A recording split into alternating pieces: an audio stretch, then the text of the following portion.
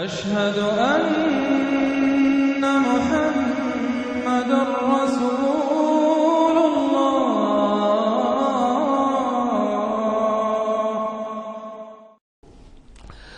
سورۃ الشورى، اور یہ سورت جو ہے اب ان 4 سورتوں میں یوں سمجھ لیے کہ کلائمیکس ہے، اس مضمون کا کلائمیکس نقطہ عروج یہاں آ رہا ہے، اور وہ ہے اجتماعی عملی توحید۔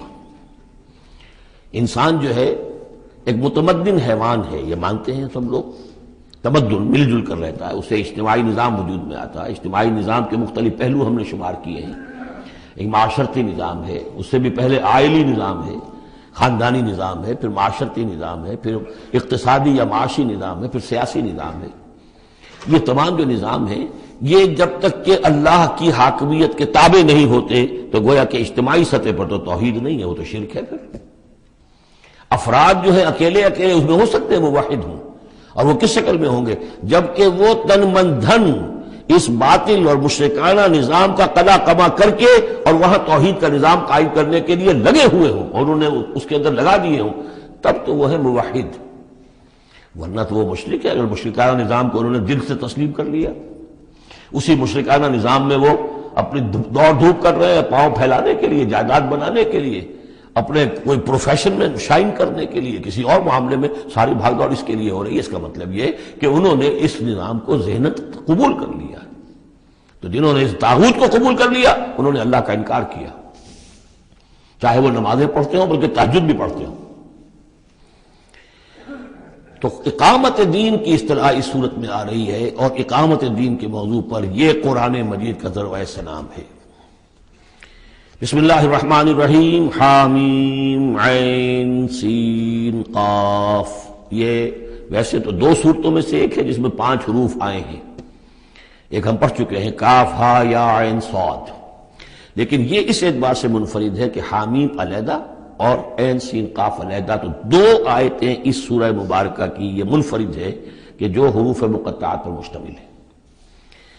مجھے اس سورہ مبارکہ سے بھی جو ایک خصوصی مناسبت ہے وہ میں عرض کر ہی دوں کہ سب سے زیادہ تو سورہ حدید، لیکن مکی قرآن میں سورہ حدید کا جو متوازن اور اس کا جو بدل ہے وہ سورہ شورى ہے۔ جو مقام سورہ حدید کو حاصل ہے مدنی قرآن میں، وہی مقام سورہ شورى کو حاصل ہے مکی قرآن میں، اور یہ بھی دیکھ لیجئے کہ تقریباً یہ دگنی ہے اس سے۔ اس کی آیات ہے 29، اس کی آیات ہے 53، اور چونکہ مکی قرآن جو ہے وہ دگنا ہے مدنی قرآن سے اپنے حجم کے اعتبار سے۔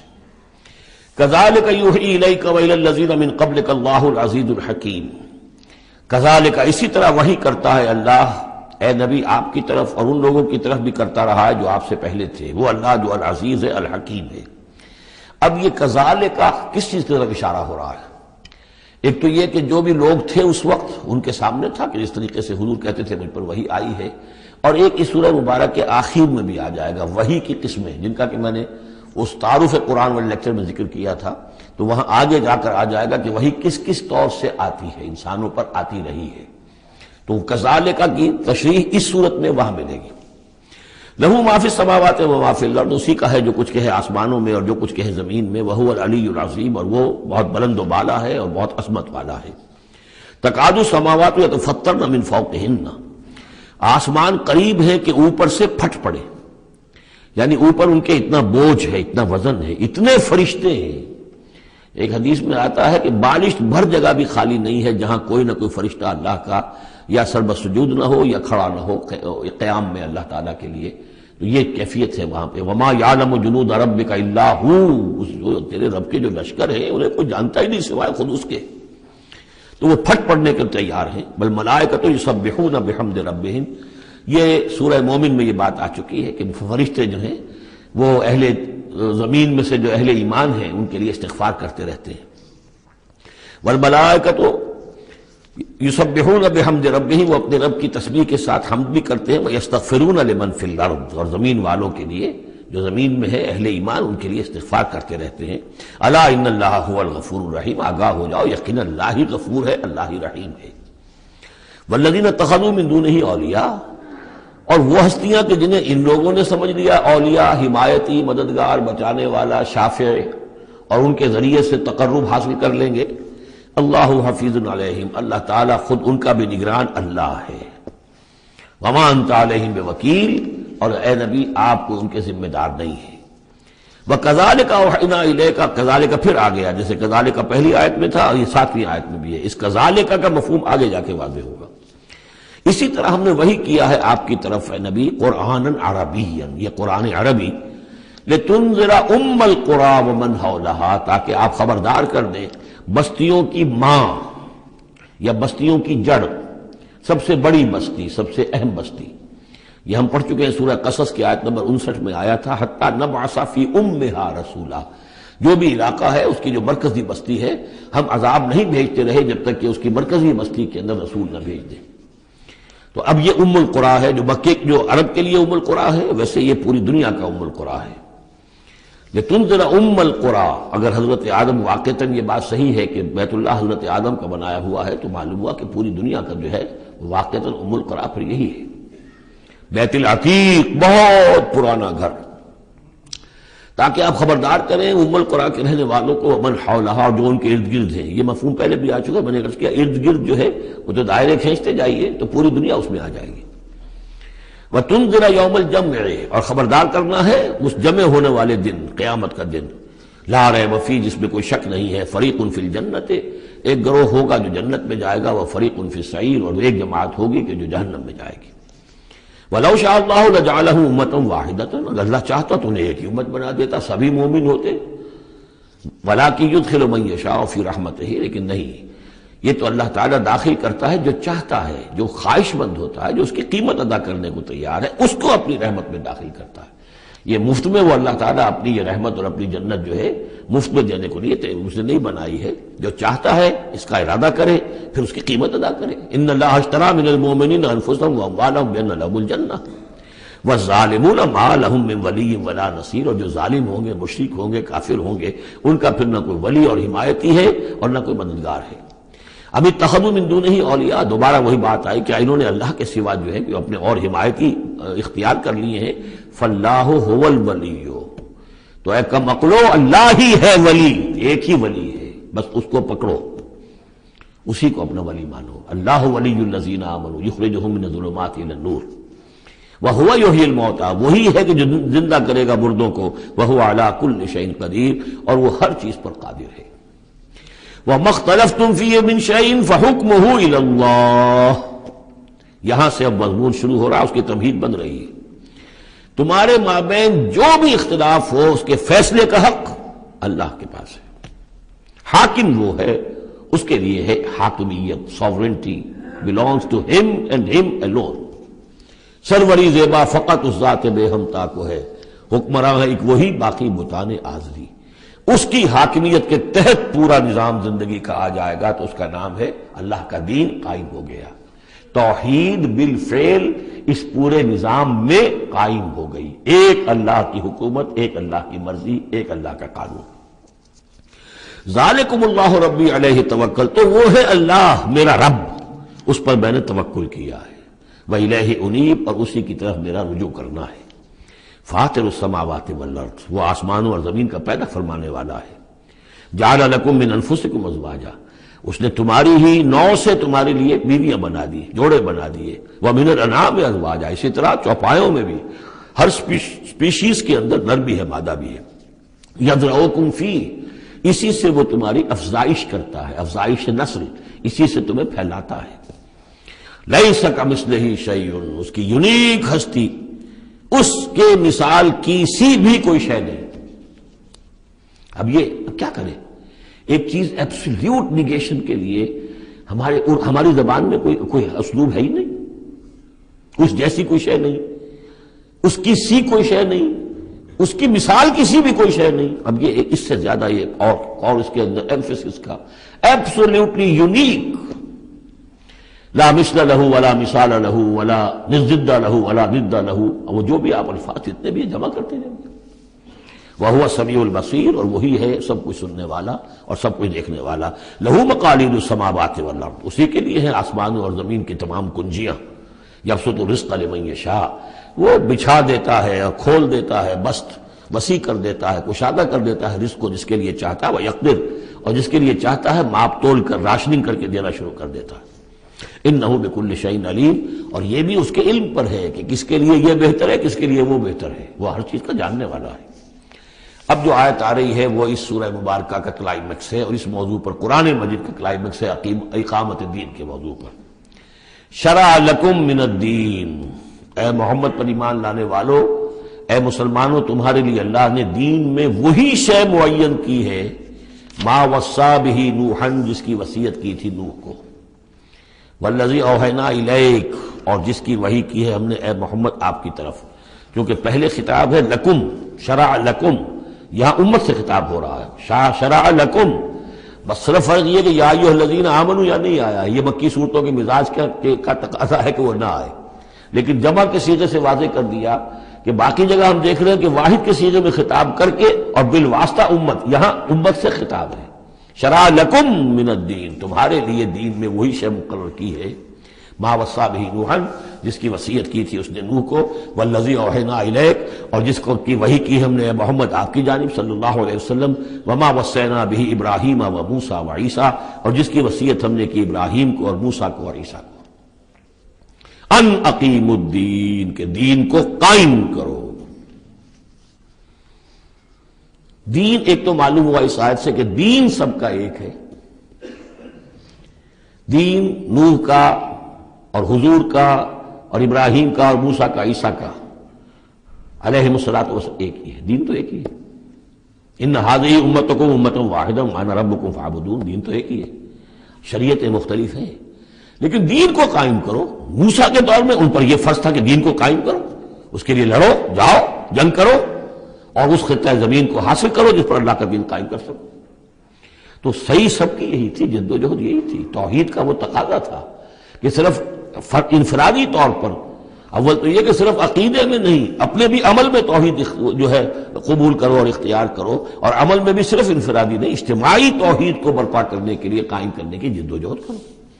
ان اقیموا الدین ولا تتفرقوا فیہ، دین میں تفرقے میں مبتلا نہ ہو جاؤ۔ الذین فرقوا دینہم، یہ ہم پڑھ چکے ہیں، دین کو پھاڑ دینا، کہ زندگی کے ایک حصے میں اللہ کا حکم مانا جا رہا ہے، دوسرے حصے میں کسی اور کا مانا جا رہا ہے، یہ تفرقہ۔ یا دوسرا تفرقہ کہ آپ اختلاف کر سکتے ہیں کہ رفع یدین زیادہ ثابت ہے، میں کرتا ہوں، کسی کی رائے ہے کہ نہیں امام ابو حنیفہ کا موقف جو ہے وہ زیادہ صحیح ہے، وہ نہیں کرتا، کوئی حرج نہیں۔ لیکن دین میں، دین ایک ہے، دلیل ہوگی اللہ اور اس کے رسول کی، دین میں فرق نہیں ہے۔ وہ تو چاہے حنفی ہیں، مالکی ہیں، شافعی ہیں، حنبلی ہیں، سلفی ہیں، دین تو سب کا ایک ہے، اسلام۔ اسی طرح شریعت موسوی اور بھی کسی اور کی ہوگی، شریعت محمدی، دین سب کا ایک، اس میں تفرقہ نہیں ہونا چاہیے۔ دین کو قائم کرنے کی جد و جہد کرو، ولا تتفرقوا فی، دین میں تفرقہ نہ ہو۔ یہ ہے وہ اقامت دین کی فرضیت۔ اس میں چونکہ عام طور پر ترجمہ جو ہے شاید آپ کے پاس بھی ہو تو قائم رکھو دین کو کر دیا گیا ہے، وہ بھی صحیح ہے۔ دو ہی سچویشن ممکن ہے، یا تو دین قائم ہے تو اسے قائم رکھو، صحیح ہے۔ خیمہ اگر کھڑا ہے تو کھڑا رکھا جائے گا کہ آندھی آ رہی ہے تو آپ اس کی رسیوں کو پکڑ رہے ہیں، اس کے بانسوں کو پکڑ کر کھڑے ہو رہے ہیں تاکہ خیمہ گر نہ جائے، اس کو قائم رکھو۔ خیمہ گر گیا تو کھڑا کرو، اب اثر نو اسے آپ ریکٹ کریں گے۔ تو یہ دونوں ترجمے بالکل صحیح ہیں، قائم کرو، قائم رکھو، قائم ہے تو قائم کرو، قائم نہیں ہے تو رکھو، اور قائم نہیں ہے تو قائم کرو۔ ان اقیموا الدین ولا تتفرقوا فیہ کبر علی المشرکین ما تدعوہم الیہ، بہت بھاری ہے یہ مشرکین پر بات جس کی طرف اے نبی آپ ان کو بلا رہے ہیں۔ انہوں نے تو زندگی تقسیم کی ہوئی ہے، جو خدا کا ہے وہ خدا کو دو، اور جو قیصر کا ہے وہ قیصر کو دو، حکومت کا ہے وہ حکومت کو دو، اور جو مولوی کا حق ہے وہ مولوی کو دو۔ اب یہ تقسیم ہے جس پر دنیا چل رہی ہے، اور اس پر اگر فرض کیجئے علماء بھی راضی ہو گئے، ٹھیک ہے، ہمیں تو جو کچھ ہے وہ مل ہی رہا ہے نا، تو وہ تو پھر گویا کہ اس دین کی تنفی ہو گئی۔ جس نے اس تقسیم کے اوپر اپنے دل کو مطمئن کر لیا، جس نے ریکنسائل کر لیا ذہناً اپنے آپ کو اس تقسیم کے ساتھ، اس کا پھر اللہ سے کوئی تعلق نہیں، چاہے مشرکوں کو کتنا ناگوار ہو، مشرک تو پسند نہیں کرے گا اس کو۔ اللہ یجتبی الیہ من یشاء، اللہ جس کو چاہتا ہے اپنی طرف کھینچ لیتا ہے، وَيَهْدِي إِلَيْهِ مَن يُنِيبُ، اور جو خود رجوع کرتا ہے اس سے وعدہ ہے اس کا کہ ہدایت دے گا۔ یہ اللہ کی شان ہے، اللہ کسی کو راہ چلتے کو بلا لیتا ہے۔ اس کو صوفیہ کہتے ہیں سالک مجذوب اور مجذوب سالک۔ کچھ لوگ ایسے ہوتے ہیں کہ جو بڑی محنت کرتے ہیں، مشقت کرتے ہیں، سلوک طے کر رہے ہیں، روحانی منزلیں طے کر رہے ہیں، پھر کہیں جا کر وہ ایسی جگہ پر پہنچے کہ وہ کہہ سکتے ہیں کہ ہاں آپ کسی مقام پر آ گئے ہیں، اللہ کا کوئی قرب حاصل ہو گیا۔ ایک وہ ہوتے ہیں جنہیں اللہ پہلے کھینچ کے اپنے قریب کر لیتا ہے پہلے، اور پھر وہ سلوک طے کرتے ہیں۔ تو کچھ لوگ اس قسم کے ہوتے ہیں۔ صدیقین جو ہیں وہ سالک مجذوب ہیں، شہداء جو ہیں وہ مجذوب سالک ہیں، کھینچ لیا حضرت عمر کو اللہ تعالیٰ نے۔ ان کے اپنے مزاج کی وہ کیفیت تھی نہیں، ان کو بالکل مزاج ہی اور تھا، ان کی دلچسپی ہی اور تھی، وہ تو کھینچ لیا۔ وما تفرقوا الا من بعد ما جاءهم العلم بغيا بينهم، اور انہوں نے تفرقہ نہیں کیا اور یہ نہیں تقسیم ہوئے مگر اس کے بعد کہ ان کے پاس علم آ چکا تھا۔ اب یہ جو اقامت دین کا دعوت لے کر حضور کھڑے ہوئے تو ایک تو ان کے مخاطبین مشرک تھے۔ فرمایا کہ اے مشرک، اے نبی صلی اللہ علیہ وسلم، یہ مشرکین کے لیے تو ہے ہی بہت مشکل بات کہ آپ کی بات کو قبول کر سکے۔ کبر علی المشرکین ما تدعوهم الیہ، تو بہت بعید ہے اس سے۔ البتہ آپ کو اگر یہ خیال ہو کہ یہ اہل کتاب جو ہے یہ تو واقف ہیں اللہ سے، کتاب سے، تورات سے، انجیل سے، اور یہ تو قیامت کو بھی مانتے ہیں، فرشتوں کو مانتے ہیں، سب کچھ مانتے ہیں، یہ تو آسانی سے مان لیں گے، یہ بھی امید نہ رکھیے آپ۔ یہاں حضور کو بتایا جا رہا ہے کہ آپ ایسی توقعات نہ رکھیں، اس لیے کہ ان لوگوں نے تفرقہ ڈالا ہے جبکہ ان کے پاس حق آ چکا تھا۔ کس لیے؟ وما تفرقوا الا من بعد ما جاءهم العلم بغيا بينهم، یہ آپس میں زدم زدہ ہے، آپس میں کون اوپر اور کون نیچے کی بحث میں یہ پڑے ہوئے ہیں، تو یہ آپ کو کیسے اوپر مان لیں گے؟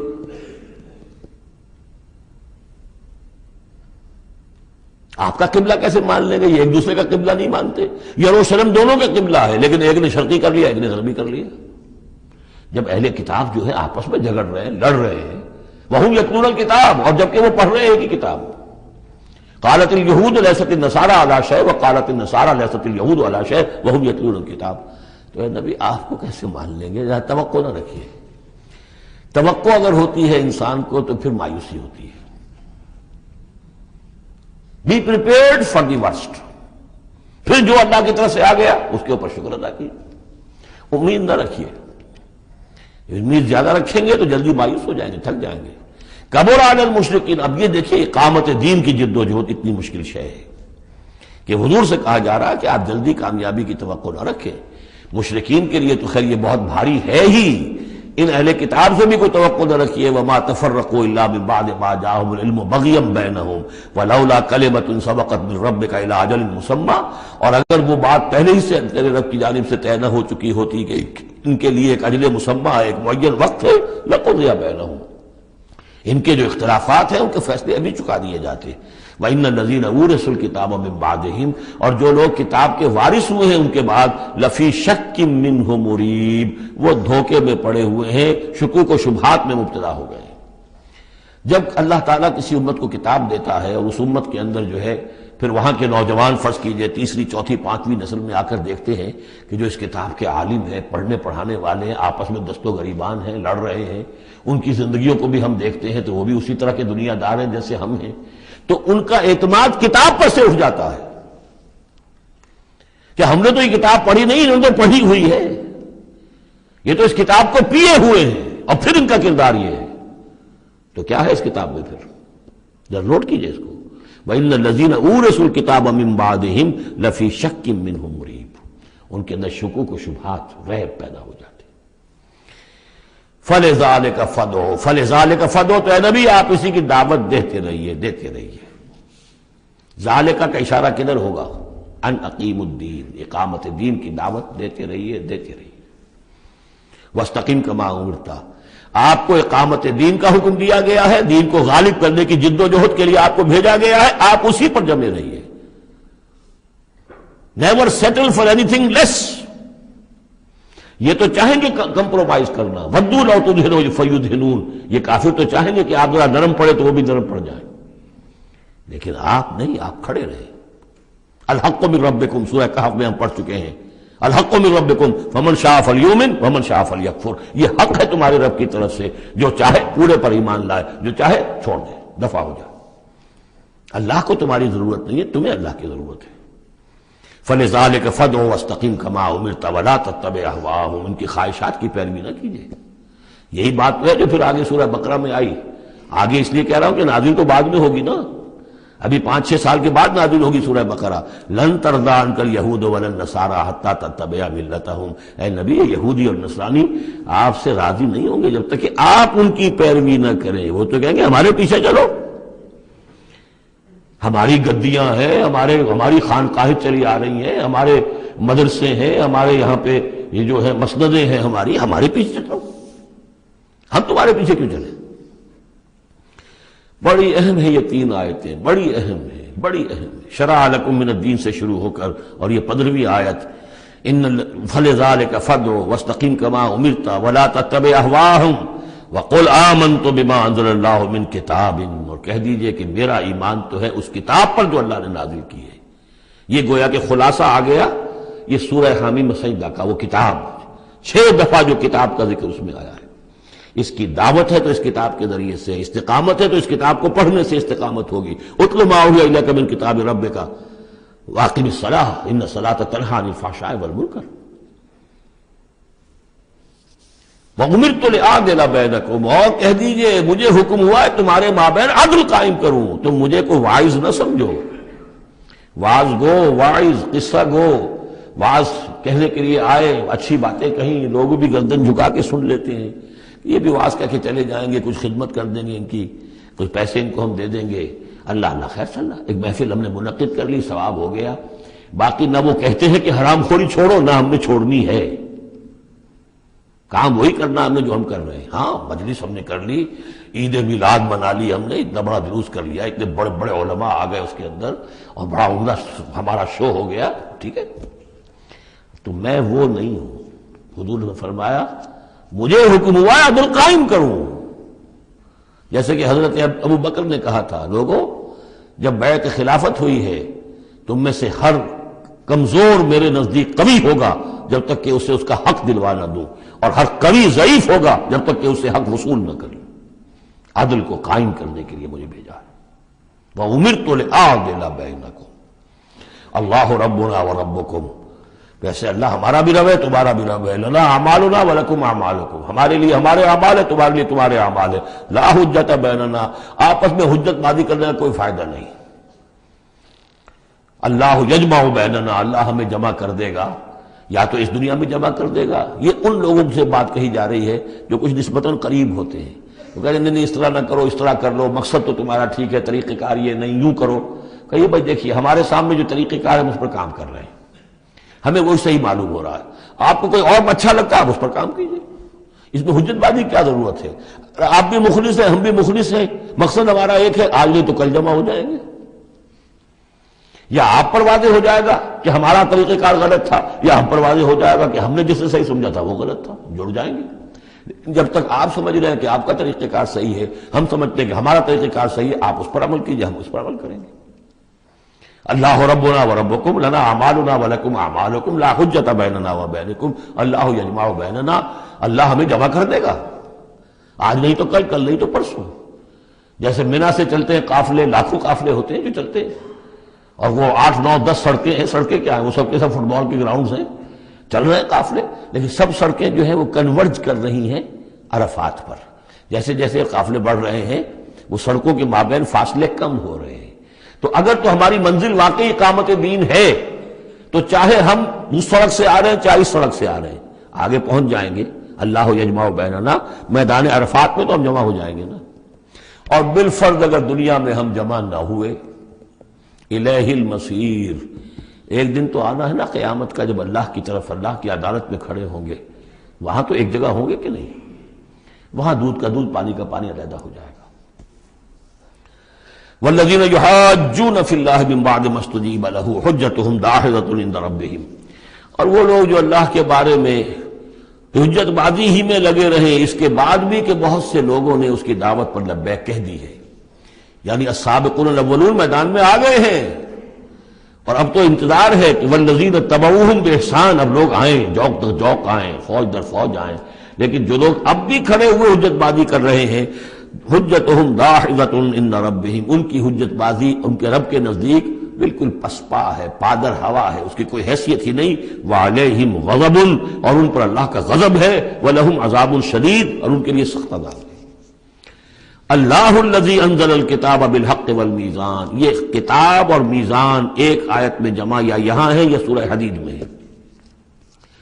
سورہ حدید کی آیت نمبر 25، لقد ارسلنا رسلنا بالبینات وانزلنا معهم الکتاب والمیزان لیقوم الناس بالقسط،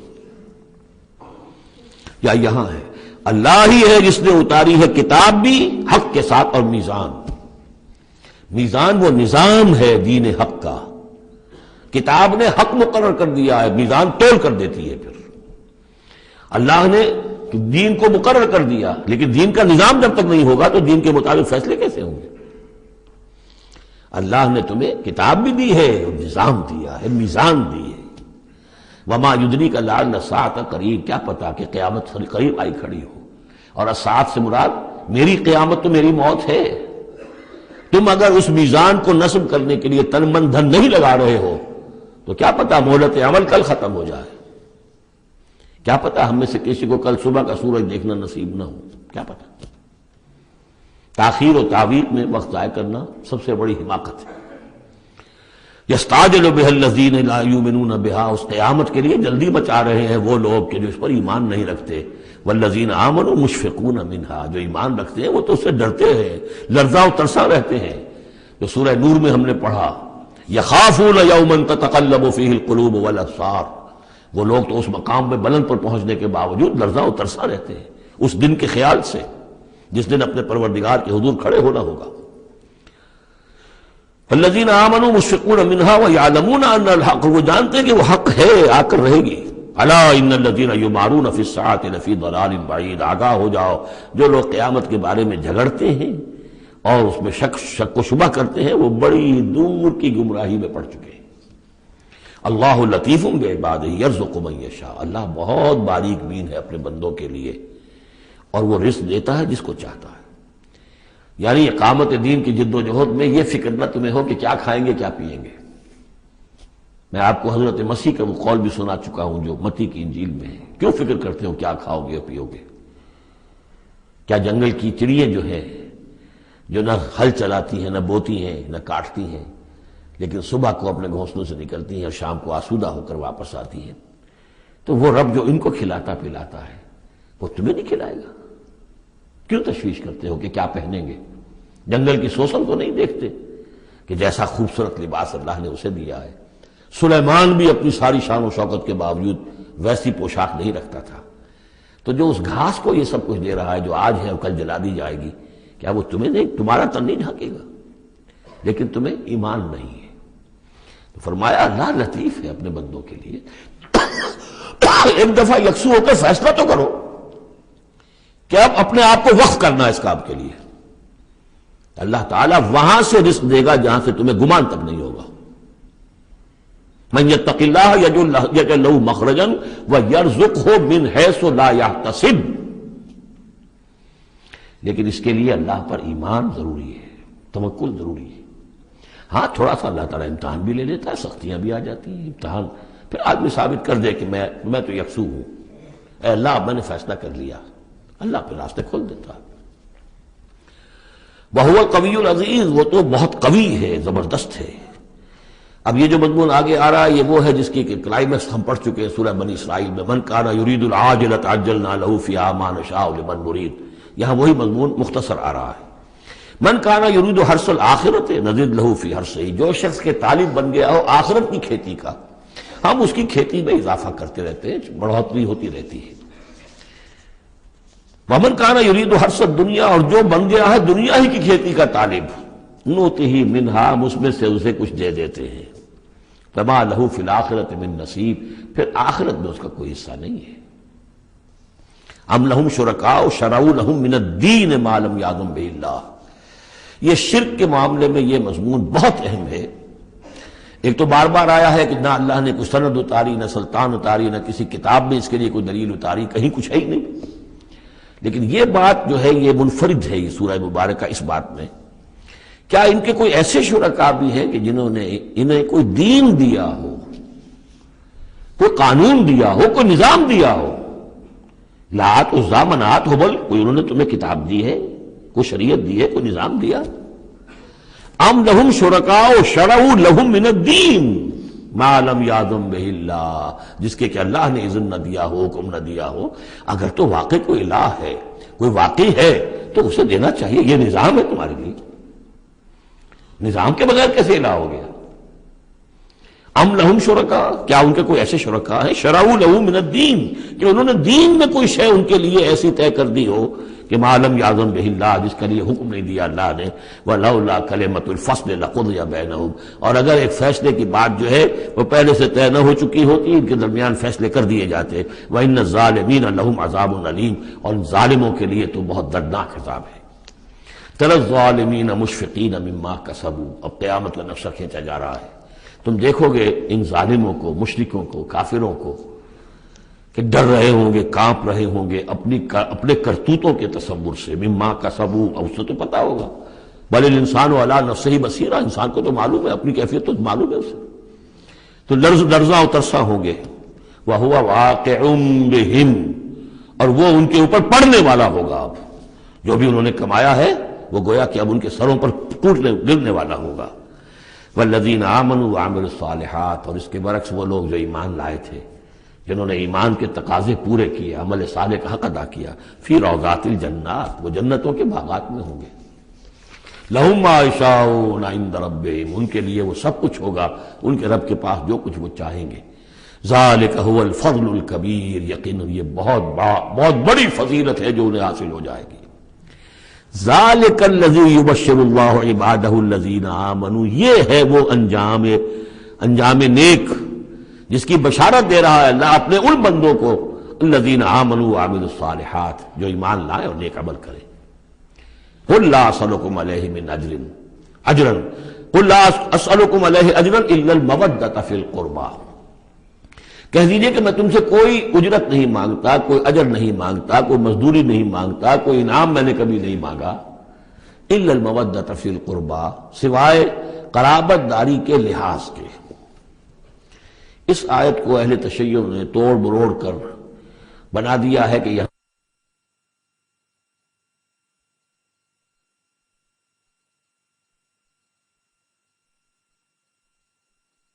میں اہل تشیع نے اس کے مفہوم کو توڑ مروڑ کر بہت غلط اس سے نتیجہ نکالا ہے، اور وہ یہ کہ اے نبی کہہ دیجئے کہ میں تم سے کوئی اجر طلب نہیں کرتا سوائے اس کے کہ میرے قرابت داروں سے محبت کرو، یعنی اور اس میں خاص طور پر چونکہ ان کے لیے جو ہے وہ حضرت علی، حضرت فاطمہ اور حضرات حسنین رضی اللہ تعالیٰ عنہم اجمعین، ان کا خاص طور پر یہ کہ ان سے محبت جو ہے یہ مراد ہے یہاں پر۔ حالانکہ اس کا مفہوم بالکل جدا ہے کہ میں تم سے کوئی اجر تو نہیں مانگتا، لیکن یہ کہ میں تم سے یہ ضرور چاہتا ہوں کہ قرابت کا لحاظ تو کرو، میں آخر تمہارے کنبے کا آدمی ہوں، قبیلے کا آدمی ہوں، تم جو کچھ میرے ساتھ کر رہے ہو، جو عرب کی ایک تہذیب ہے، اس کا ایک کلچر ہے، قرابت کا جو لحاظ ہوتا ہے وہ تو کرو۔ تمہارا جو طرز عمل ہے اس میں تو گویا کہ تم نے ان ساری ہی جو بھی ہماری روایات میں سے جو اچھی چیزیں تھیں، میری زدم زدہ میں، میرے شقاق میں آ کر تم نے سبھی کو نظر انداز کر دیا ہے۔ بس یہ ہے اس کا مفہوم۔ قل لا اسألکم علیہ اجرا الا المودۃ فی القربى ومن یقترف حسنۃ نزد لہ فیہا حسنا، اور جو کوئی بھی کوئی بھلائی کمائے گا تو ہم اس کے لیے اس میں اور بھلائی میں اضافہ کرتے رہیں گے۔ ان اللہ غفور شکور، یقیناً اللہ تعالیٰ غفور ہے اور شکور ہے۔ ام یقولون افترى علی اللہ کذبا، کیا ان کا یہ خیال ہے کہ یہ قرآن محمد نے خود گھڑ کر صلی اللہ علیہ وسلم اللہ تعالیٰ کی طرف منسوب کر دیا ہے؟ فَإِن يَشَإِ اللَّهُ يَخْتِمْ عَلَىٰ قَلْبِكَ، اب یہاں پہ خطاب حضور سے کرتے ہوئے اللہ تعالیٰ فرما رہے ہیں کہ اے محمد اگر ہم چاہیں، اگر اللہ چاہے تو آپ کے قلب کے اوپر مہر کر دے، یعنی پھر یہ کہ یہ جو آپ کے پاس وحی آ رہی ہے وہ وحی نہیں آ سکے گی، یعنی وحی کا آنا جو ہے اس میں آپ کے اختیار کو سرے سے یہ دخل بھی نہیں ہے۔ کجا یہ کہ آپ اس کو بنائیں، گھڑیں اور اس کو خود تصنیف کریں، یہ تو بالکل خالصتاً آپ کے لیے وہبی شے ہے۔ اگر ہم چاہیں، اللہ چاہے تو یہ کہ اسی طرح جیسے کہ سورہ بنی اسرائیل میں آ چکا ہے کہ ہم چاہیں تو لنذهبن بالذی اوحینا الیک، پھر ہم لے جائیں، سلب کر کے لے جائیں آپ سے اس وحی کو، اور قرآن مجید آپ کے سینے میں سے ہم سلب کر لیں، اختیار مطلق ہمارا ہے۔ ان کو بتایا جا رہا ہے کہ اس میں محمد الرسول اللہ صلی اللہ علیہ وسلم کا شخصی طور پر کوئی دخل نہیں۔ وَيَمْحُ اللَّهُ الْبَاطِلَ وَيُحِقُّ الْحَقَّ بِكَلِمَاتِهِ، اور اللہ تعالیٰ باطل کو تو محو کر دیتا ہے، مٹا دیتا ہے، اور حق کا حق ہونا اپنی باتوں سے، اپنی کلمات سے ثابت فرما دیتا ہے۔ بس اس میں وقت لگتا ہے، لیکن یہ کہ بالآخر احقاق حق اور ابطال باطل، یہ الفاظ آئے تھے سورہ انفال میں، اس لیے کہ اس کے بعد جو ہے غزوہ بدر میں وہ احقاق حق اور ابطال باطل کا جو ہے مرحلہ گویا کہ وہ مبرہن ہو گیا، واضح ہو گیا، اور الفرقان، فرق کر دیا اس نے حق و باطل کے مابین۔ انہ علیم بذات الصدور، یقیناً وہ واقف ہے اس سے بھی کہ جو سینوں کے اندر پوشیدہ ہے۔ وَهُوَ الَّذِي يَقْبَلُ التَّوْبَةَ عَنْ عِبَادِهِ، اور وہی ہے کہ جو اپنے بندوں سے توبہ کو قبول فرماتا ہے۔ وَيَعْفُو عَنِ السَّيِّئَاتِ، اور ان کی بہت سی برائیوں سے عفو درگزر سے بھی کام لیتا ہے بہت سی برائیوں کے بارے میں۔ وَيَعْلَمُ مَا تَفْعَلُونَ، اور جو کچھ تم کرتے ہو وہ اس کے علم میں ہے۔ وَيَسْتَجِيبُ الَّذِينَ آمَنُوا وَعَمِلُوا الصَّالِحَاتِ وَيَزِيدُهُم مِّن فَضْلِهِ، اور جو لوگ ایمان لائے ہوں اور ایمان ان کے ساتھ نیک عمل کر رہے ہوں، ان کی وہ دعائیں سنتا ہے، قبول فرماتا ہے، اور انہیں اپنے فضل سے اور دیتا ہے، مزید ان کے اندر، ان کے ایمان اور اعمال کے اندر ترقی فرماتا ہے۔ وَالْكَافِرُونَ لَهُمْ عَذَابٌ شَدِيدٌ، اور جہاں تک کافروں کا تعلق ہے ان کے لیے تو پھر بہت سخت سزا ہے۔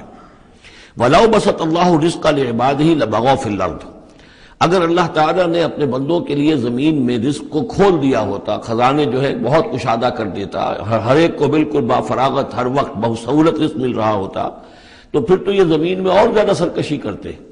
ابھی ان کا حال یہ ہے کہ محنت کرنی پڑتی ہے، مشقت کرنی پڑتی ہے، تب ان کو 2 وقت کی روٹی ملتی ہے، تب تو ان کی سرکشی کا یہ عالم ہے۔ وَلَوْ بَسَطَ اللَّهُ الرِّزْقَ لِعِبَادِهِ لَبَغَوْا فِي الْأَرْضِ وَلَٰكِن يُنَزِّلُ بِقَدَرٍ مَّا يَشَاءُ، لیکن اللہ تعالیٰ نازل کرتا ہے اندازے کے مطابق جو چاہتا ہے۔ انہ بعبادہ خبیر بصیر، یقیناً وہ اپنے بندوں کے حالات سے باخبر بھی ہے اور دیکھ بھی رہا ہے۔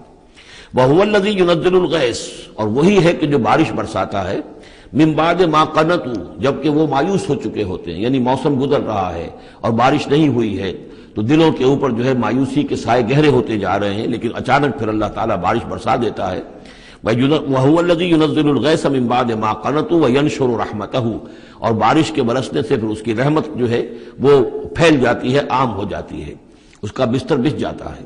وَهُوَ الْوَلِيُّ الْحَمِيدُ، اور یقیناً وہی ہے کہ جو پشت پناہ ہے، مددگار ہے، حامی ہے، اور اپنی ذات میں ستودہ صفات ہے، اسے کسی حمد کی حاجت نہیں ہے۔ وَمِنْ آیَاتِهِ خَلْقُ السَّمَاوَاتِ وَالْأَرْضِ، اور اس کی نشانیوں میں سے ہے آسمان اور زمین کی تخلیق۔ وَمَا بَثَّ فِيهِمَا مِن دَابَّةٍ، اور یہ کہ ان دونوں میں جو اس نے جاندار پھیلا دیے ہیں۔ ظاہر بات ہے کہ آسمانوں میں فرشتے ہیں، زمین میں آپ کو معلوم ہے حیوانات ہیں، حشرات الارض ہیں، طرح طرح کے جاندار ہیں، اور پھر انسان ہیں۔ وَهُوَ عَلَىٰ جَمْعِهِمْ إِذَا يَشَاءُ قَدِيرٌ، اور وہ جب بھی چاہے گا ان کو جمع کرنے پر قادر ہے، چاہے وہ پھیل گئے ہیں، پوری زمین میں پھیل گئے ہیں، آسمانوں میں پھیلے ہوئے ہیں، لیکن جب اللہ چاہے گا انہیں جمع کر لے گا۔ وَمَا أَصَابَكُم مِّن مُّصِيبَةٍ فَبِمَا كَسَبَتْ أَيْدِيكُمْ، اور تم پر جو کوئی بھی مصیبت آتی ہے تو در حقیقت وہ تمہارے اپنے ہاتھوں کے کرتوتوں کی وجہ سے۔ وَيَعْفُو عَن كَثِيرٍ، اور بہت سے تمہاری جو خطائیں ہیں ان سے تو اللہ تعالیٰ عفو کرتا رہتا ہے، معاف کرتا رہتا ہے، تمام غلطیوں پر نہیں پکڑتا، البتہ کچھ غلطیوں کے اوپر اس کا خمیازہ کچھ تھوڑا بہت تمہیں اس دنیا میں بھی دکھا دیتا ہے۔ وَمَا أَنتُم بِمُعْجِزِينَ فِي الْأَرْضِ، اور تم اللہ تعالیٰ کو نہ تو زمین کے اندر ہرا سکتے ہو، شکست دے سکتے ہو، اور گویا کہ یہاں پر مخفف مانیے ولا فی السماء، جس طرح کہ اس سے پہلے آ بھی چکا ایک مقام پر، نہ آسمان میں، یعنی یہ کہ اللہ تعالیٰ کی مشیت کو کوئی شخص جو ہے اس کو شکست نہیں دے سکتا، اس کی اپنی تدبیر ہے، وہ فعال لما یرید ہے، جو ارادہ کر لیتا ہے کر گزرتا ہے۔ وما لکم من دون اللہ من ولی ولا نصیر، اور نہیں ہے تمہارے لیے اللہ کے سوا کوئی ولی اور نہ مددگار۔ ومن آیاتہ الجوار فی البحر کالعلام، اور اس کی نشانیوں میں سے وہ جہاز بھی ہیں جو چلتے ہیں دریاؤں میں اور سمندر میں، اور ایسے ہیں جیسے پہاڑ ایسے جہاز، بڑے بڑے جہاز۔ ان یشاء یسکن الریح، اگر اللہ چاہے تو وہ ہوا کو کھڑا کر دے، ہوا کو ساکن کر دے، اس لیے کہ ظاہر بات ہے یہ بادبانی جہاز ہوتے تھے جو چلتے تھے اور ہوا ہی انہیں لے کر چلتی تھی۔ ان یشاء یسکن الرِّیحَ، اگر اللہ چاہے تو وہ ہوا جو ہے ساکن ہو جائے، فَيَظْلَلْنَ رَوَاكِدَ عَلَىٰ ظَهْرِهِ، تو پھر وہ کھڑے کے کھڑے رہ جائیں گے سمندر کی پیٹھ پر، یعنی سمندر کے جو ہے پانی کی سطح پر وہ کھڑے رہ جائیں گے۔ ان فی ذلک لآیات لکل صبار شکور، یقیناً اس میں نشانیاں ہیں ان سب لوگوں کے لیے جو صبر کرنے والے ہوں اور جو شکر کرنے والے ہوں۔ اور یوبقہن بما کسبوا، یا پھر اللہ تعالیٰ ان کو غرق کر دے، تباہ کر دے ان جہازوں کو ان کے گناہوں کی پاداش میں۔ وَيَعْفُو عَنْ كَثِيرٍ، لیکن اللہ تعالیٰ بہت سی گناہوں سے اور بہت سی خطاؤں اور تقصیرات سے تو درگزر فرماتا رہتا ہے۔ وَيَعْلَمَ الَّذِينَ يُجَادِلُونَ فِي آيَاتِنَا مَا لَهُم مِّن مَّحِيصٍ، اور تاکہ انسان جان لے کہ جو ہماری آیات میں جو جھگڑا کر رہے ہیں، کٹ حجتیاں کر رہے ہیں، کہ ان کے لیے بھاگنے کی کوئی جگہ نہیں ہے۔ یہ مضامین جو آئے ہیں سورہ مبارکہ میں وہ جو عام مکی صورتوں کے مضامین ہیں، وہی رد و قضا، وہی ان کے ساتھ گفتگو مشرکین کے ساتھ، کفار کے ساتھ۔ لیکن اب اس صورت کا اقامت دین، جو اس کا جو اصل جو ایکسس ہے، اس کا جو عمود ہے، اس کے اعتبار سے دوسرا نہایت اہم مقام اب آ رہا ہے۔ 8 آیات ہیں۔ اقامت دین کی جد و جہد کرنے والوں میں کیا اوصاف ہونے چاہیے؟ اگر یہ اوصاف نہیں ہوں گے تو وہ اقامت دین کی جد و جہد نہیں کر سکیں گے۔ تو یہاں پر نقشہ کھینچا جا رہا ہے اس سیرت کا، اس کردار کا، کہ جو لوگ یہ طے کر لیں کہ ان صلاتی و نسکی و محیایا و مماتی للہ رب العالمین، جو اصولی طور پر ایک عزم کر لیں کہ اب ہمیں اپنی بہترین توانائیاں اور قوتیں صرف کرنی ہے اللہ کے دین کو قائم کرنے کے لیے، تو ان کے اندر کیا اوصاف پیدا ہونے چاہیے۔ وہ جو علامہ اقبال کا ایک بڑا سادہ سا شعر ہے، ہو صداقت کے لیے جس دل میں مرنے کی تڑپ، پہلے اپنے پیکرے خاکی میں جاں پیدا کرے۔ تو یہ اوصاف اپنے اندر پیدا کرو تاکہ تم اقامت دین کی جد و جہد کے لیے واقعتاً موضوع ہو سکو۔ پہلی بات، فما اوتیتم من شیء فمتاع الحیات الدنیا، جو شے بھی تمہیں دنیا میں دی گئی ہے بس وہ دنیا کی زندگی کا ساز و سامان ہے، برتنا ہے۔ وما عند اللہ خیر وابقا، اور جو کچھ اللہ کے پاس ہے وہ خیر ہے اور باقی رہنے والا ہے۔ للذین آمنوا وعلی ربہم یتوکلون، ان لوگوں کے لیے کہ جو ایمان رکھتے ہو اور اللہ پر، اپنے رب پر توکل کریں۔ یعنی پہلی بات یہ کہ دنیا و ما فیہا سے ان کا قلبی تعلق جو ہے وہ اس طرح کا ہو جائے کہ اس کی کوئی اہمیت اور وقت ان کے دل میں نہ رہے، اور انہیں یقین ہو جائے کہ اصل میں ہمارا مطلوب آخرت ہے، ہمیں جو چاہیے وہ آخرت ہے، اور اس کی طلب ان کے دل کے اندر راسخ ہو چکی ہو۔ جب تک یہ بے رغبتی نہیں ہوگی دنیا سے، اگر کہیں بھی یہ دنیا کی محبت جو ہے کہیں وہ لگی ہوئی ہے، پھانس آپ کے دل میں چبھی ہوئی ہے، تو ہو سکتا ہے کہ وہ کہیں اڑنگا لگائے گی اور آپ جو ہے اپنے خیال میں تو بڑی ترقی کر رہے ہیں اقامت دین کی جد و جہد میں، لیکن کہیں وہ ایسی اڑنگا لگائے گی کہ اوندھے منہ نیچے گریں گے۔ پہلا فیصلہ یہ ہے کہ آدمی طے کر لے کہ میں طالب آخرت ہوں یا طالب دنیا ہوں، اور نمبر 2 یہ کہ توکل اللہ پر۔ یہ ایک آیت کے اندر یہ 2 شرطیں آئی۔ اب آگے چلیے، والذین یجتنبون کبائر الاسم والفواحش، اور وہ لوگ کہ جو اجتناب کرتے رہیں بڑے بڑے گناہوں سے اور بے حیائی کے کاموں سے۔ ظاہر بات ہے کہ اپنی سیرت کو ان چیزوں سے اگر پاک نہیں کریں گے تو اس قدم میں، اس میدان میں آگے نہیں بڑھ سکتے۔ لیکن یہاں دوبارہ نوٹ کر لیجئے کہ یہی مضمون سورہ نساء میں آ چکا ہے۔ ان تجتنبوا کبائر ما تنہون عنہ نکفر عنکم سیئاتکم وندخلکم مدخلا کریما، دوسری مرتبہ اب یہاں آ گیا ہے۔ یعنی یہ کہ اقامت دین کے جو جد و جہد کرنے والے ہوں انہیں کبائر کے بارے میں اصل میں زیادہ حساس ہونا چاہیے۔ صغائر کے معاملے میں جس قدر زیادہ حساس ہم ہو گئے ہیں وہ اصل میں ایک بالکل غلط رخ ہے۔ صغائر کے بارے میں کم اور کبائر کے بارے میں ہو اصل۔ صغائر تو از خود بھی ان الحسنات یذهبن السیئات، جو نیکیاں ہم کرتے ہیں اس سے خود بخود بھی وہ ایسے صغیرہ گناہ جو ہے معاف ہوتے چلے جاتے ہیں، لیکن ہو جاتا ہے الٹا برعکس ہو جاتا ہے معاملہ کہ ایک آدمی ان چیزوں میں تو بہت ہی جزرس ہو جائے اور بہت ہی باریک بین ہو جائے، لیکن وہ جو حضرت مسیح کے الفاظ ہیں کہ مچھر تو چھانتے ہو اور سموچے اونٹ نکل جاتے ہو، یہ صورتحال جو ہے یہ بڑی ہی یوں سمجھیے کہ پیتھولوجیکل کنڈیشن ہے، یہ بیماری کی صورت ہے۔ یہ ہے کہ بڑے بڑے گناہوں سے اپنے آپ کو پاک کرو اور فواحش سے اور بے حیائی سے۔ وَإِذَا مَا غَضِبُوا هُمْ يَغْفِرُونَ، اور یہ کہ اگر کبھی کہیں غصہ آ جائے، جیسا کہ ہم پڑھ چکے ہیں سورہ حامیم سجدہ میں بھی کہ وَإِمَّا يَنزَغَنَّكَ مِنَ الشَّيْطَانِ نَزْغٌ وہ اگر شیطان کی کوئی چھوٹ لگنے ہی لگے تو فوراً اللہ کی پناہ طلب کرو. وَإِذَا مَا غَضِبُوا هُمْ يَغْفِرُونَ جب انہیں غصہ آتا ہے تو اس غصے کو ڈھانپ دیتے ہیں، غصے کو پی جاتے ہیں. غفر کے معنی ڈھانپ دینا ہے.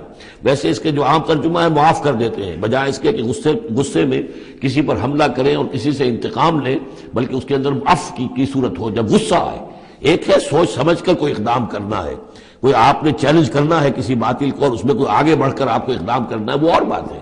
ایک ہے کہ غصے میں آ کر کوئی اقدام کیا جائے. وَإِذَا مَا غَضِبُوا هُمْ يَغْفِرُونَ تو وہ معاف کر دیتے ہیں، یا یوں کہیے غصے کو پی جاتے ہیں، یعنی غصے کے اوپر وہ پردہ ڈال دیتے ہیں. غفر جو ہے مغفر کہلاتا ہے خود، کہ جو سر کو ڈھانپ لیتا ہے تاکہ تلوار کا وار اگر سر پر آئے تو سر بچ جائے اور خود اس کو روک لے. تو مغفر، غفر کے معنی ڈھانپ دینا. گناہ کو ڈھانپ لینے والی شے ہے اللہ کی مغفرت. اسی طریقے پر یہ کہ وہ غصے کو پی جانے والا. وَالْكَاظِمِينَ الْغَيْظَ یہ ہم پڑھ چکے ہیں سورہ آل عمران میں. نمبر آگے چلیے. وَالَّذِينَ اسْتَجَابُوا لِرَبِّهِمْ اور وہ لوگ کہ جنہوں نے اپنے رب کی پکار پر لبیک کہا. وہ پکار کون سی ہے؟ اس سورہ مبارکہ میں اب تک صرف ایک فعل امر آیا ہے جمع کے صیغے میں، ان اقیم الدین، اور ایک فعل نہیں آیا ہے جمع کے صیغے میں ولا تتفرقوا فیہ. پوری صورت میں اب تک نوٹ کر لیجئے گا جا کر. تو یہ پکار اللہ کی کون سی ہے؟ اقیم الدین ولا تتفرقوا فیہ. اسی کے لیے کہا تھا حضور سے فلذالک فدعوا، اسی کی دعوت دیتے رہیے. آپ کی دعوت اقامت دین کی دعوت ہو. یہ آپ کی کسی جزوی شے کے اوپر آپ جو ہے وہ ہیمر نہ کر رہے ہو، کسی جزوی سی شے کو آپ نے ہدف نہ بنا لیا ہو. اصل ہدف اقامت دین. فلذالک فدعوا واستقم کما امرت ولا تتبع اهواهم.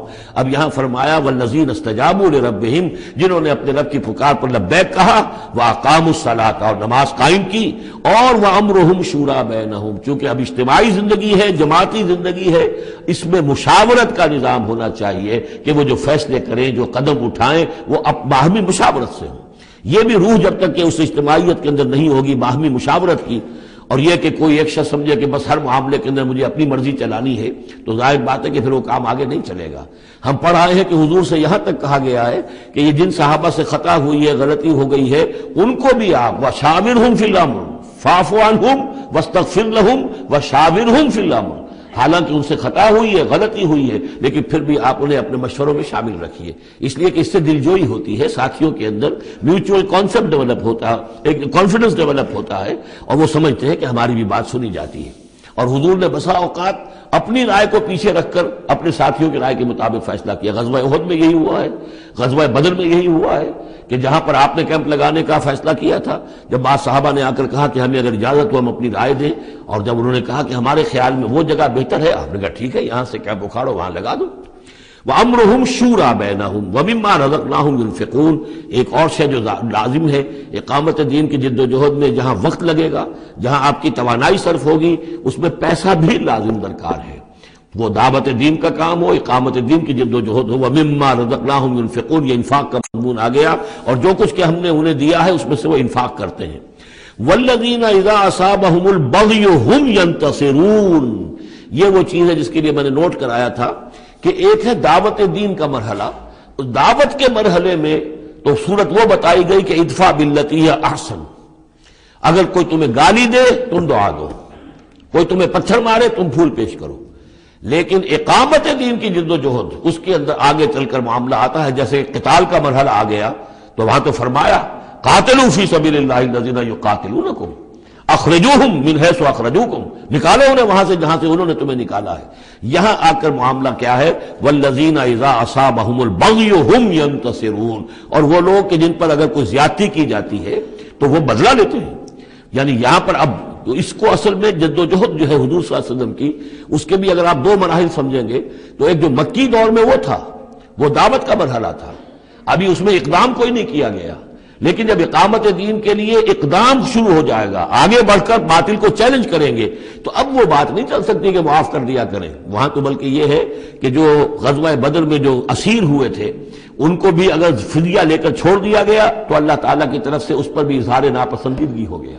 بلکہ حضرت عمر کی رائے کی جو ہے گویا کہ تائید کی وہی نے کہ ان کو تو سب کو قتل کیا جانا چاہیے تھا، اور وہ ہمارے اندر جو ان کے رشتہ دار ہیں قریبی، وہ اپنے ہاتھ سے ختم کرتے، اس لیے کہ یہ فدیہ دے کر چلے جائیں گے. ظاہر بات ہے کہ اگلے سال وہی لوگ اکثر و بیشتر آ گئے کہ نہیں آ گئے، وہ چڑھائی کر کے آ گئے احد کے اندر.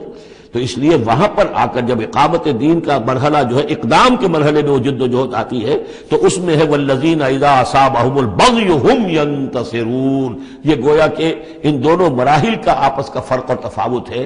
اس پر مزید گفتگو انشاءاللہ اگلے سیشن میں ہوگی.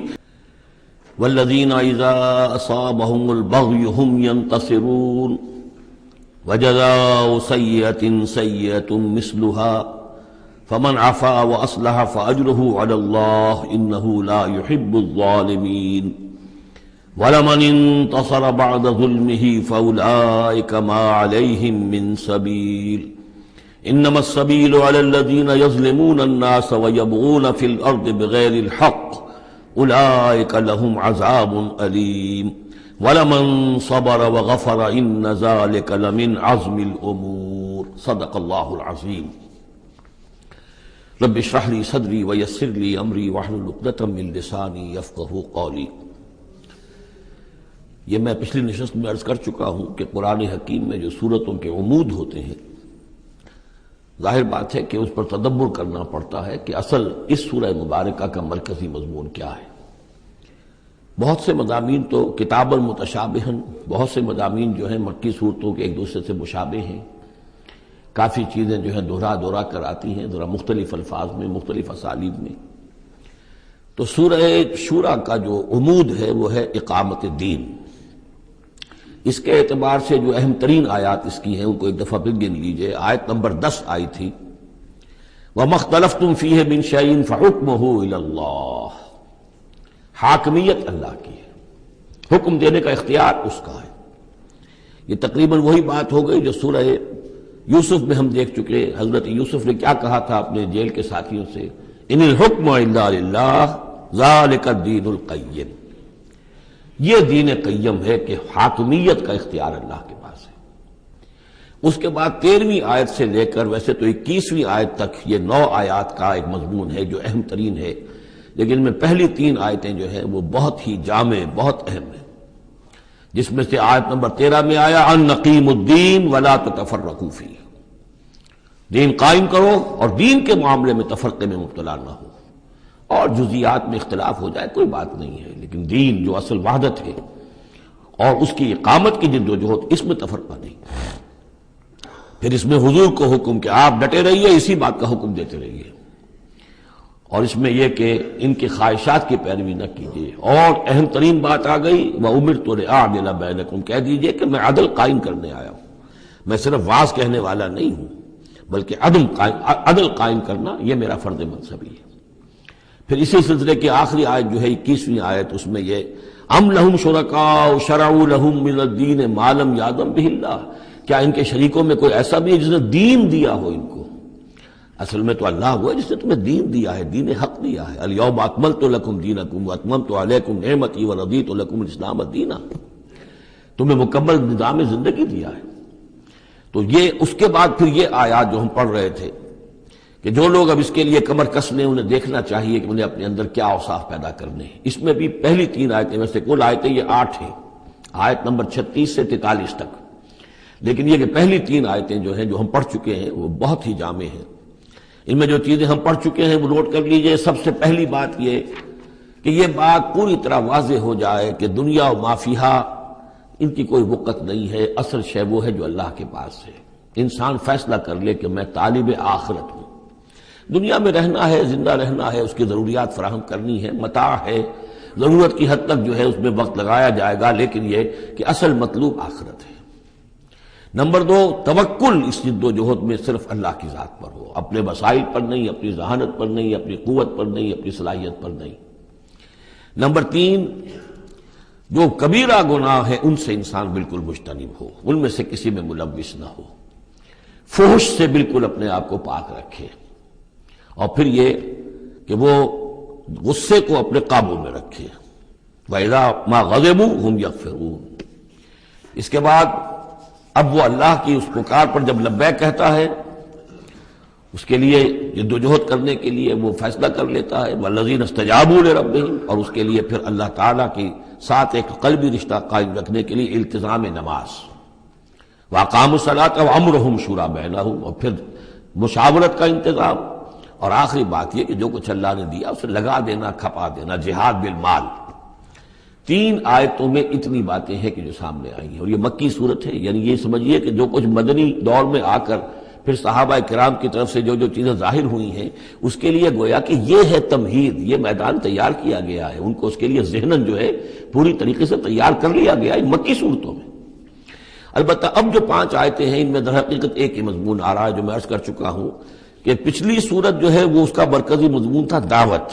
اس میں تو یہ ہے دعوت کے مرحلے پر تو آپ کو خوشامد بھی کرنی پڑتی ہے، لوگوں کو جا کر ان کے دروازوں پر دستک دینی پڑے گی، ان کی جلی کٹی باتیں بھی سننی ہوں گی، اور یہ کہ اگر وہ گالیاں دیں تو بھی صبر کرنا ہوگا، وہ اگر کچھ اور آپ پر زیادتی کرے برداشت کرنا ہوگا، وہ معاملہ اور ہے۔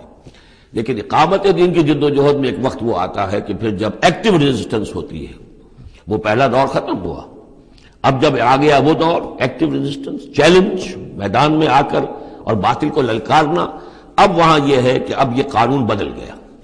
والذین اذا اصابہم البغی ہم ینتصرون، وہ لوگ کہ جن پر اگر کوئی زیادتی ہو وہ بدلہ لیتے ہیں۔ وجزاء سیئۃ سیئۃ مثلھا، اب دیکھیں کس قدر اس میں بظاہر کنٹراسٹ ہے۔ لا تستوی الحسنۃ ولا السیئۃ ادفع بالتی ہی احسن، وہاں تو یہ تلقین تھی اور یہاں پر تلقین مختلف ہے، اور یہی 2 ادوار ہیں حضور کی سیرت کے۔ مکے میں حکم یہ تھا کہ تمہارے ٹکڑے بھی کر دیے جائیں تو تم نے ہاتھ نہیں اٹھانا، کفو ایدیکم۔ مدینے میں آگے فرمایا گیا کہ لڑو، جنگ کرو، اینٹ کا جواب پتھر سے دو، جو زیادتی وہ کریں اتنی زیادتی تم بھی کرنے کا تمہیں حق ہے۔ وہ اگر بٹا لگاتے ہیں اشہر حرم کی حرمت کو تو تم بھی اب اس وجہ سے رک نہ جاؤ کہ اشہر حرم ہے، ان کو اسی مہینے میں ان کو بھی قتل کرو۔ یہ ساری چیزیں جو ہیں اب سورہ بقرہ کے اندر پڑھا ہے۔ تو یہ انداز جو ہے یہ دعوت اور اقامت، ان دونوں الفاظ کے حوالے سے اس کو سمجھ لیجئے کہ یہ فرق اور تفاوت ہے۔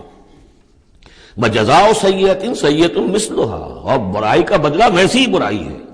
فمن عفا واصلح فاجرہ علی اللہ، ہاں اگر کوئی معاف کر دے اور معاف کرنے میں اصلاح کی صورت نظر آ رہی ہو، یہ معاف کرنا اگر اسی اعتبار سے ہو کہ کسی شخص کو معاف کرنے سے توقع ہو کہ وہ صحیح ہو جائے گا، درست اپنے آپ کو کر لے گا، فاجرہ علی اللہ، تو ایسے شخص کا اجر اللہ کے ذمے ہے۔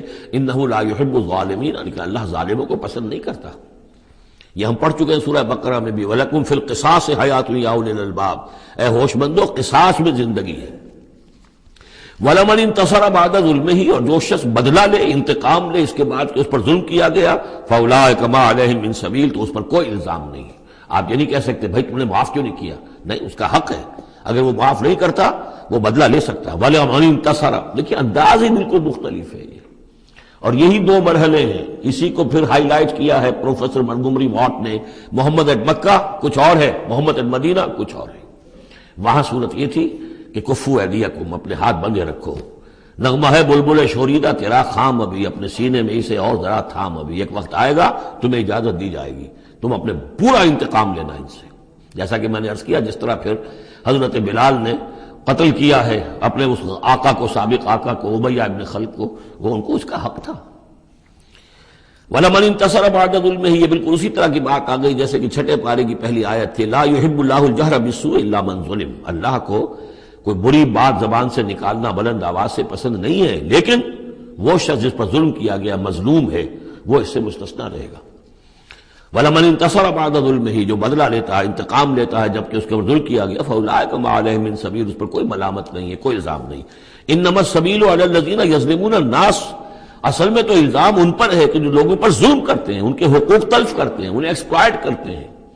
وَيَبْغُونَ فِي الْأَرْضِ بِغَيْرِ الْحَقِّ، اور زمین کے اندر سرکشی کرتے ہیں، ناحق، خود حاکم بنتے ہیں، قوموں کو اپنا غلام بناتے ہیں، قوموں کا استحصال کرتے ہیں، ان کا خون چوستے ہیں۔ الزام ہوگا تو ان پر ہوگا، نہ یہ کہ جو لوگ بدلہ لیتے ہیں۔ اولئک لہم عذاب علیم، اب دیکھیے عدل اور انصاف کی کیا اہمیت ہے، اور یہ میں نوٹ کراتا آ رہا ہوں آپ کو۔ سورہ آل عمران میں فرمایا اللہ کی شان میں قائما بالقسط، وہ قسط کا قائم کرنے والا ہے۔ سورہ نساء میں فرمایا مسلمانوں سے یا ایھا الذین آمنوا کونوا قوامین بالقسط شہداء للہ۔ سورہ مائدہ میں پھر فرمایا یا ایھا الذین آمنوا کونوا قوامین للہ شہداء بالقسط۔ اور اس کے بعد اب آپ دیکھ رہے ہیں اس سورہ مبارکہ میں حضور سے کہا گیا کہ کہہ دیجئے مجھے بھیجا گیا ہے عدل قائم کرنے کے لیے، وَأُمِرْتُ لِأَعْدِلَ بَيْنَكُمْ، اور یہ ہے اصل جو کہ لوگوں کے حقوق کو غصب کرتے ہیں، ان پر ظلم ڈھاتے ہیں، اور یہ کہ زمین میں سرکشی کرتے ہیں ناحق۔ ان پر ہے الزام. وَلَمَنْ صَبَرَ أُولَٰئِكَ لَهُمْ عَذَابٌ عَلِيمٌ، یہ وہ لوگ ہیں جن کے لیے عذاب علیم ہے. وَلَمَنْ صَبَرَ وَغَفَرَ إِنَّ ذَلِكَ لَمِنْ عَزْمِ الْأُمُورِ، ہاں یہ ایسی کیفیت ہو سکتی ہے کہ کوئی شخص صبر کرے اور معاف کر دے تو یہ بہت بڑے اونچے اور بڑی ہمت کے کاموں میں سے ہے، لیکن یہ دیکھ کر سچویشن کے مطابق ہوگا. اس کے بعد پھر وہی مکی صورتوں کے جو مضامین ہیں اس کو دیکھیے. وَمَن يُضْلِلِ اللَّهُ فَمَا لَهُ مِن وَلِيٍّ مِّن بَعْدِهِ، اور جس کو اللہ تعالیٰ نے گمراہ کر دیا ہو، یعنی جس کی گمراہی پر اللہ تعالیٰ کی طرف سے مہر لگ چکی ہے، تو اس کے لیے پھر کوئی نہیں ہے اس کے بعد کوئی ولی، کوئی نہیں ہے کہ جو اس کو ہدایت دے سکے. وَتَرَى الظَّالِمِينَ لَمَّا رَأَوُا الْعَذَابَ يَقُولُونَ هَلْ إِلَىٰ مَرَدٍ مِّن سَبِيلٍ، اور تم دیکھو گے ظالموں کے کہ جب وہ دیکھیں گے عذاب کو تو وہ کہیں گے کہ کہیں پھر جانے کے لیے کوئی راستہ ہے یا نہیں، لوٹ جانے کے لیے دنیا کی طرف واپس جانے کا بھی کوئی راستہ ہے یا نہیں. وَتَرَاهُمْ يُعْرَضُونَ عَلَيْهَا، اور جب تم دیکھو گے انہیں کہ وہ پیش کیے جائیں گے عذاب کے سامنے، جہنم کے سامنے کھڑے کیے جائیں گے. خاشعین من الذل، ان کے نگاہیں زمین میں گڑی ہوئی ہوں گی اس ذلت کی وجہ سے. ینظرون من طرف خفی، اپنی کننکھیوں سے دیکھ رہے ہوں گے، اپنے ایک دوسرے سے بات کریں گے. وقال الذین آمنوا، اور اہل ایمان اس وقت کہیں گے ان الخاسرین الذین خسروا انفسهم واہلیہم یوم القیامہ، واقعتاً تباہ و برباد ہونے والے تو وہ لوگ ہیں جنہوں نے اپنے آپ کو اور اپنے اہل و عیال کو قیامت کے دن اس خسارے اور اس تباہی میں مبتلا کیا.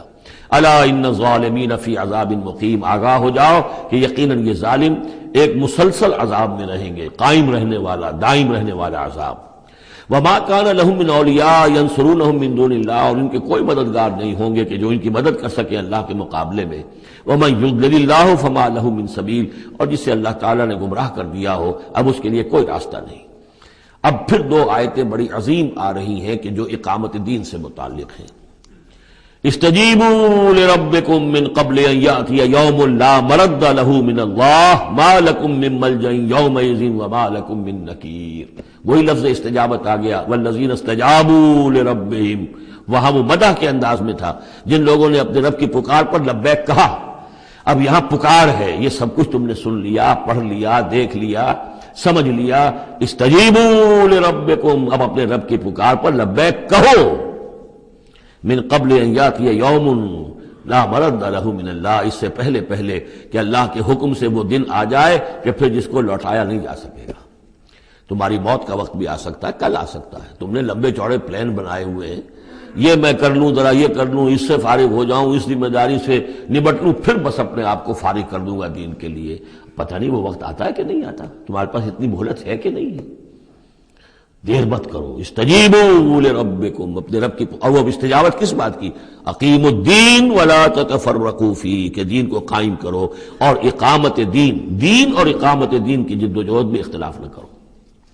استجیبوا لربکم من قبل ان یاتی یوم لا مرد له من اللہ ما لکم من ملجأ یومئذ، نہیں ہوگا تمہارے لیے اس دن کوئی ٹھکانہ، کہیں جائے پناہ نہیں ملے گی. وما لکم من نکیر، اور نہیں ہوگا تمہارے لیے وہاں منکر ہو جانا، انکار کر دینا، تم اپنی خطاؤں سے انکار نہیں کر سکو گے.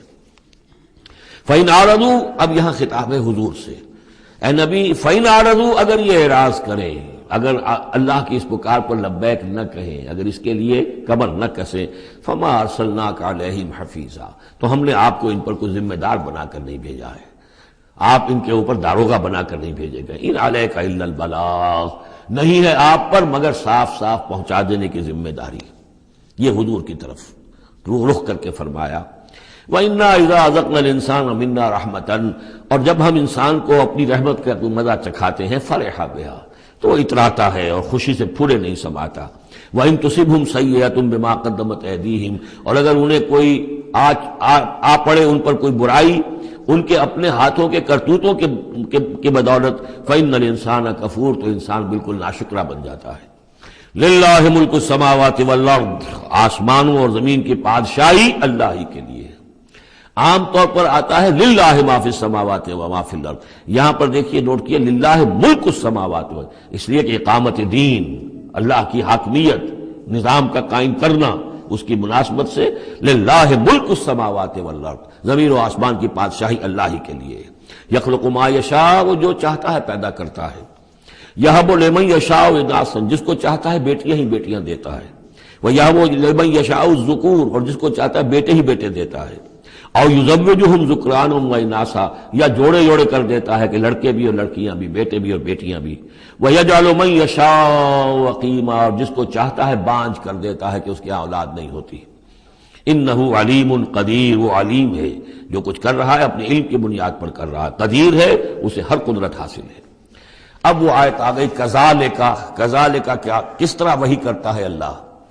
یہ ہے وحی کے حقیقت کے اور اقسام کے موضوع پر قرآن مجید کی اہم ترین آیت ہے۔ وما کان لبشر ان یکلمہ اللہ، کسی بشر کا یہ مقام نہیں ہے کہ اللہ اس سے کلام کرے، یعنی یہ نہیں کہ اللہ کے لیے ممکن نہیں ہے، نہیں، انسان وہ اتنی پستی میں ہے اس وقت کہ اس کا یہ مقام نہیں ہے، اس کے لیے یہ ممکن نہیں ہے، اس کے لیے ممکن نہیں ہے، اللہ تو جو چاہے کرے۔ ما کان لبشر ان یکلمہ اللہ، نہیں ہے کسی بشر کا یہ معاملہ اور یہ اس کا مقام نہیں ہے کہ اللہ اس سے کلام کرے، الا وحیا، یا سوائے وحی کے، وہ وحی ہے جو براہ راست ہوتی ہے، اللہ تعالیٰ کسی کے دل میں ڈال دیتا ہے، القاء ہے، الہام ہے، یہ ہے وحی کی پہلی شکل، براہ راست اللہ۔ او من ورائے حجاب، یا پھر بات کرتا بھی ہے تو اوٹ سے، پردے کی اوٹ سے، جیسے کہ حضرت موسیٰ علیہ السلام سے بات کی ہے، وہ بات ہوئی ہے، کلم اللہ موسیٰ تکلیما، لیکن من ورائے حجاب۔ تیسری شکل او یرسل رسولا، یا پھر وہ اپنے کسی پیغام پر کوئی ایلچی کو بھیجتا ہے، فرشتے کو بھیجتا ہے، فیوحی باذنہ ما یشاء، اور پھر وہ وحی کرتا ہے اللہ کے حکم سے جو وہ چاہتا ہے۔ تو گویا کہ تین شکلیں ہو گئیں، وحی براہ راست اللہ کی طرف سے، یہ الہام ہے، القاء ہے، جیسے کہ وہ شہد کی مکھی کو وحی کر رہا ہے، ہر آسمان میں وحی کر دی ہے۔ غیر نبی تھی حضرت موسیٰ کی والدہ، ان کو وحی کر دی، وہ جو دل میں ڈال دے۔ اور دوسرے یہ کہ کلام کی دوسری شکل من ورائے حجاب، جیسے حضرت موسیٰ۔ تیسرا یہ ہے قرآن کے نزول کی شکل، کہ جبریل کے ذریعے سے، فرشتے کے ذریعے سے وہ قرآن آیا ہے اور وہ انہوں نے حضور کے قلب مبارک پر براہ راست نازل کیا ہے۔ انہ علی حکیم، اللہ بہت بلند و بالا ہے، یعنی اللہ کی جو شان ہے وہ اتنی بلند ہے کہ وہ اس سے آگے انسان سے کھلم کھلا جو ہے کلام کرنا اس کی شان سے فروتر ہے، اور حکیم ہے، کمال حکمت والا ہے۔ اس نے جو بھی طریقہ بنایا کمیونیکیشن کا انسانوں کے ساتھ، وہ یہ طریقہ ہے جو اس نے بتا دیا۔ وَكَذَلِكَ أَوْحَيْنَا إِلَيْكَ رُوحًا مِّنْ أَمْرِنَا، اسی طرح ہم نے وحی کی ہے اے نبی آپ کے جانب اپنے امر میں سے ایک روح۔ اب یہاں وحی کو پھر روح کہا ہے، روح من امر۔ وَكَذَلِكَ أَوْحَيْنَا إِلَيْكَ رُوحًا مِّنْ أَمْرِنَا، یہ قرآن جو ہے یہ روح من امرنا ہے، یہ ہم نے آپ کی طرف وحی کیا ہے۔ اور یہ اب اہم ترین مقام آ رہا ہے قرآن میں، یہ بتانے کے لیے کہ خود حضور صلی اللہ علیہ وسلم کا ایمان جو ہے وہ بھی قرآن کے ذریعے سے در حقیقت اس نے ایک حقیقی اور واقعی شکل اختیار کی ہے۔ حضور کو قرآن ایمان کہاں سے ملا؟ حضور خود جو ہے وہ تو ایک ایمان کی دہکتی ہوئی بھٹی تھے کہ جو بھی آپ کے قریب آیا اسے ایمان مل گیا۔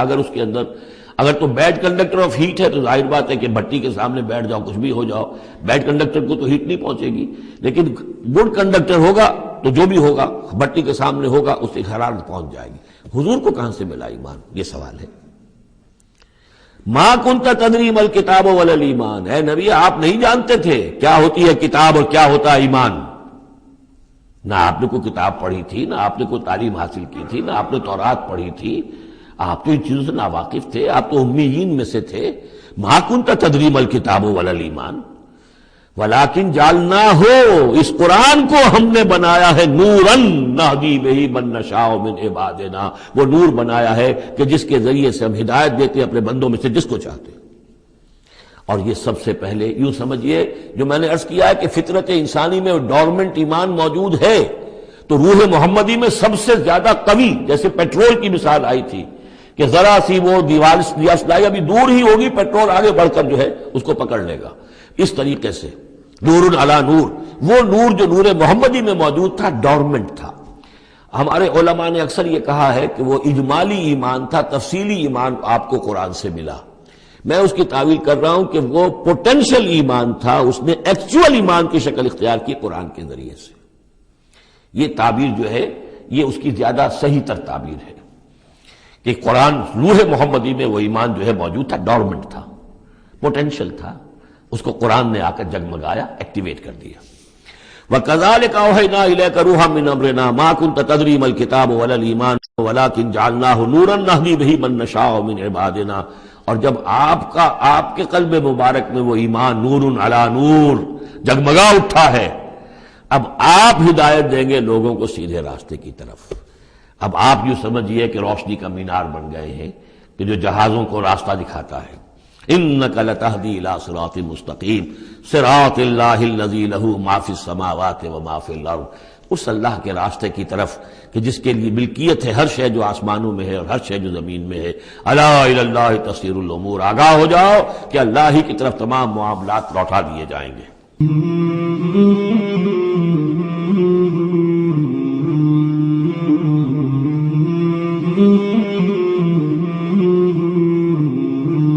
مولاي صل وسلم دائما أبدا على حبيبك خير الخلق كلهم، مولاي صل وسلم دائما أبدا على حبيبك خير الخلق كلهم، مولاي صل وسلم